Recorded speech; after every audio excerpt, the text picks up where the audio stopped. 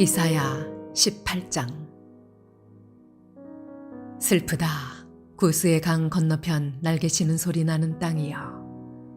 갈대배를 물에 띄우고 그 사자를 수로로 보내며 이르기를, 민첩한 사절들아, 너희는 강들이 흘러 나누인 나라로 가되 장대하고 준수한 백성 곧 시초부터 두려움이 되며 강성하여 대적을 밟는 백성에게로 가라 하는도다. 세상의 모든 거민, 지상에 사는 너희여, 산들 위에 기치를 세우거든 너희는 보고 나팔을 불거든 너희는 들을지니라. 여호와께서 내게 이르시되, 내가 나의 처소에서 조용히 감찰함이 쬐이는 일광 같고 가을 더위에 운무 같도다. 추수하기 전에 꽃이 떨어지고 포도가 맺혀 익어갈 때에 내가 낫으로 그 연한 가지를 베며 퍼진 가지를 찍어버려서 산의 독수리들과 땅의 들짐승들에게 던져주리니 산의 독수리들이 그것으로 여름을 지내며 땅의 들짐승들이 다 그것으로 겨울을 지내리라 하셨습니다. 그때 강들이 흘러 나누인 나라에 장대하고 준수한 백성 곧 시초부터 두려움이 되며 강성하여 대적을 밟는 백성이 만군의 여호와께 드릴 예물을 가지고 만군의 여호와의 이름을 두신 곳 시온산에 이르리라.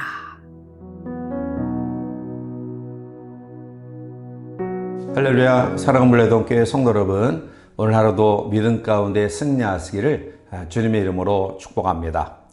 이사야 선지자는 남유다의 북쪽에 위치하고 있었던 다메섹과 북이스라엘에 대한 심판을 선포한 이후에 유다의 남쪽에 위치한 구스, 에티오피아에 대한 예언을 선포합니다.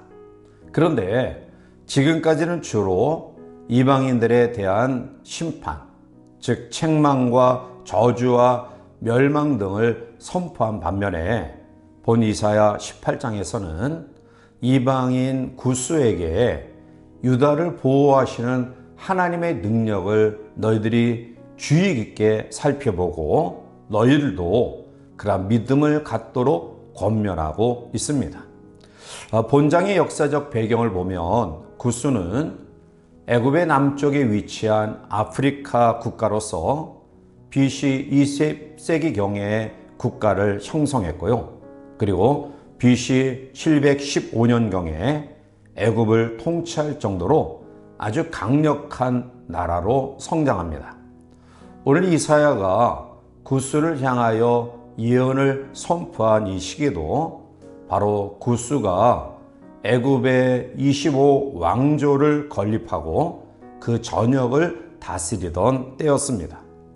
이때 아수르의 사네립은 북이스라엘과 그리고 다메섹을 정복한 이후에 1차로 유다를 침공했고요. 그리고 2차로 유다를 침공하기 위해 준비하고 있었습니다.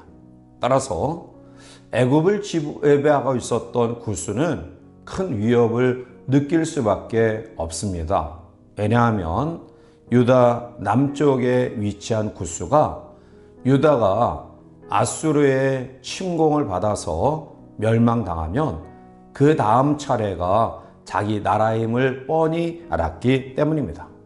그래서 구스는 주변의 나라들과 함께 더불어 동맹군을 이제 함께 하고자 사신을 보내 요청했고요. 그리고 유다에게도 사절단을 보내서 우리가 동맹하여 연합군의 모습을 가지고 아수르를 대항하자고 사신을 보낸 때입니다. 이때 바로 구스의 사절단을 보고 이사야가 구스에 대한 예언을 선포하고 있는 내용이 바로 이사야 18장입니다.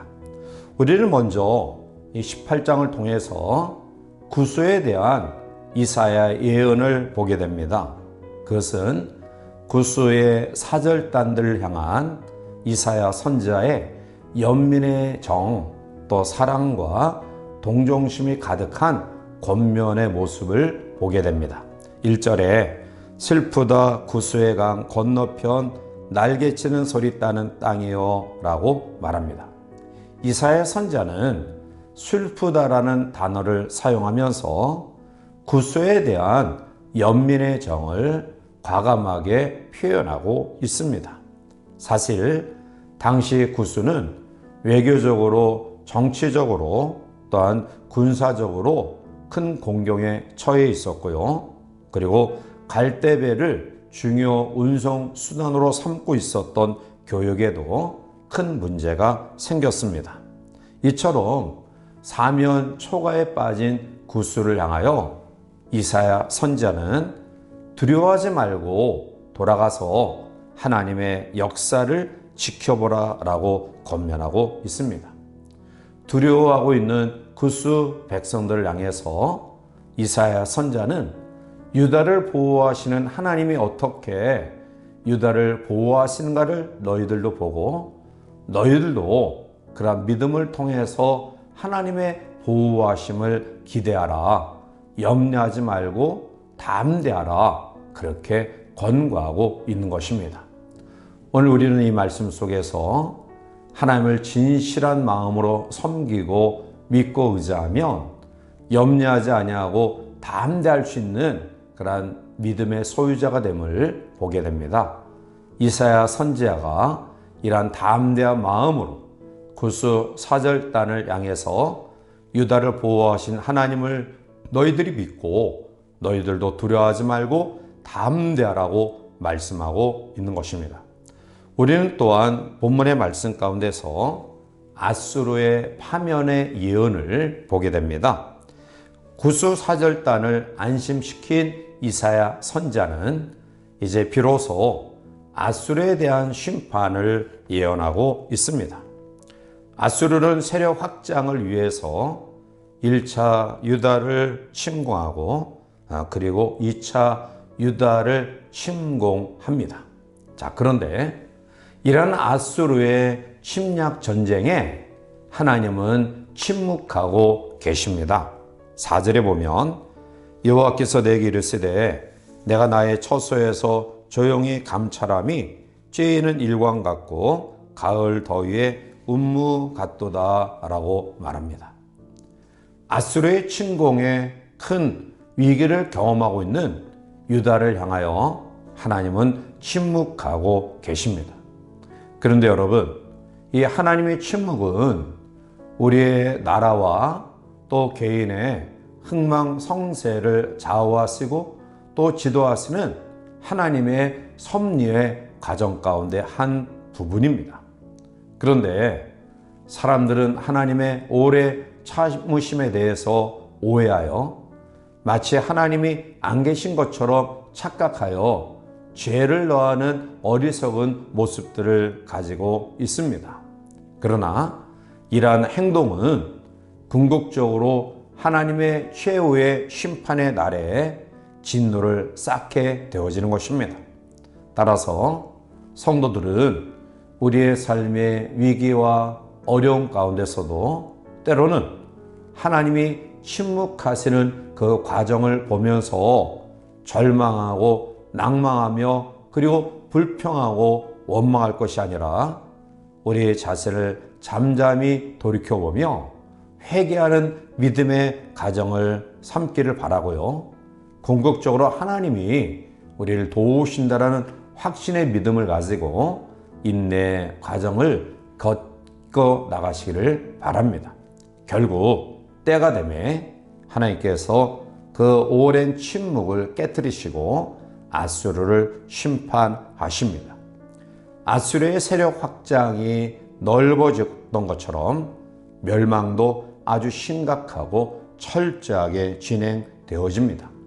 6절에 산의 독수리들과 땅의 들짐승들에게 던져주리니 산의 독수리들이 그것으로 여름을 지내며 땅의 들짐승들이 다 그것으로 겨울을 지내리라 하셨습니다 라고 말합니다. 이사야 선지자는 산의 독수리들과 들짐승들이 겨울 내내 식량으로 먹을 수 있을 만큼 아수르의 군대 시체가 많다는 것을 표현함으로써 그 하나님의 심판의 징계 규모가 얼마나 광대하게 이루어지는가를 보여주고 있습니다. 사랑하는 성도 여러분, 우리는 여기서 아수르의 심판을 통해 하나님의 섭리를 보게 됩니다. 그것은 하나님의 통치에 불순종하거나 거스르는 사람들은 과감없이 하나님이 제거하신다는 사실입니다. 그러나 그러한 가운데서도 하나님을 앙망하는 그러한 사람들은 유대인, 이방인 할 것 없이 하나님이 크신 보호하심 속에 인도하심을 보게 됩니다. 이제 우리는 이 마지막 때를 살아가면서 악한 세상 가운데서 어떠한 악한 세력들이 우리를 위협한다 할지라도 결코 겁내지 말고요. 오늘 구수에게 이야기하셨던 것처럼 하나님을 믿고 하나님의 섭리하심을 통해 두려워하지 말고 담대하게 그 하나님을 앙망하는 믿음을 우리들이 가지고 살아가야 될 것입니다. 이 하루도 오직 여호와를 앙망하는 믿음으로 재무장하여 우리 주어진 이 광야의 하루의 삶도 승리롭게 살아가는 복된 성도들 되시기를 주님의 이름으로 간절히 축원해 드립니다. 함께 기도하시겠습니다. 사랑의 하나님, 다른 이방 민족에 대한 심판의 예언과 달리 구수에 대하여 이사야 선자는 연민의 정을 가지고 유다 백성을 하나님이 어떻게 보호하신가를 너희들도 보고 두려워하지 말고 담대할 것을 말씀합니다. 그리고 잠시 침묵의 기간을 지낸 이후에 하나님은 철저하게 아수르를 심판하십니다. 따라서 이 하루를 출발하는 사랑하는 성도들 마음속에 우리를 위협하는 여러 가지 악한 세력의 그 우세 당당한 모습 가운데서도 주눅들지 말고 오직 여호와 하나님을 앙망하는 믿음으로 무장하여 궁극적으로 하나님의 백성을 보살피시고 인도하시는 그 은혜를 이 하루도 경험하는 주의 백성들에게 인도하여 주시옵소서. 감사하고 예수님의 이름으로 기도하옵나이다. 아멘.